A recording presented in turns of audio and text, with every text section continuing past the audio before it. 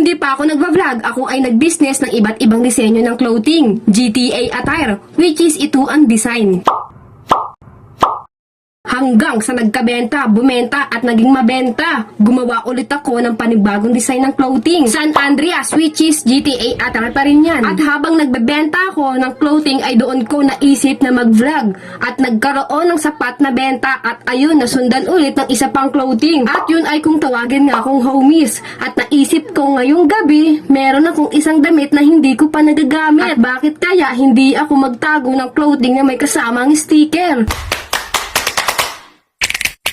Ito nga yung clothing na gusto kong ipamigay, na gusto kong itago para nga hanapin ninyo at kung sino nga ang makakita nito mga kahomies ay mag-PM nga lang sa akin o kaya i-comment nga damit na makukuha ninyo. So mga kahomies, dito nga ay aking ang tinitiklop at ipapasok ko na nga to sa may plastic. So bagong-bago nga yung plastic at ito nga yung mga sticker na kasama niya. Ayan. At ito mga kahomies, tatanggalin na natin niya yung dikit at para nga idikit at tapos ma-shield na siya. Ayan mga kahomies, at kukuha pa nga ako dyan ng ilang piraso pang homies at ilalagay ko nga dito para nga may patandaan na tayo yon, na atin yon, na sa atin to.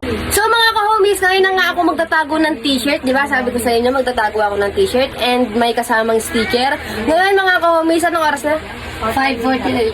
So 5:48 na ngayon, then mapapanood nyo to ngayon. Guys, paunahan na lang to kung saan ko itatago at puntahan nyo agad to. So papunta na nga kami guys, eto na oh.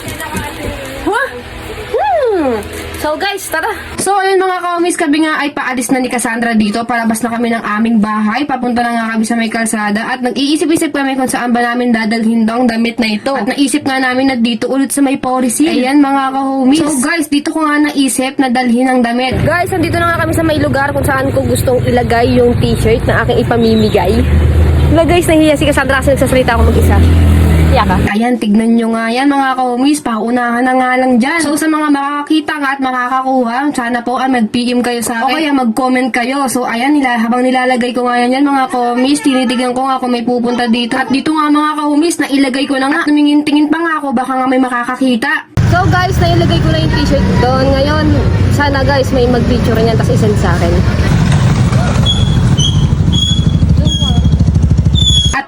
Uwi ko nga ay may mga bata nga pumunta rito para nga manghingi ng sticker. Hinintay pa pala nila ako para nga makahingi at sinasabi nila pengi raw clue kung saan ko daw ba ilalagay.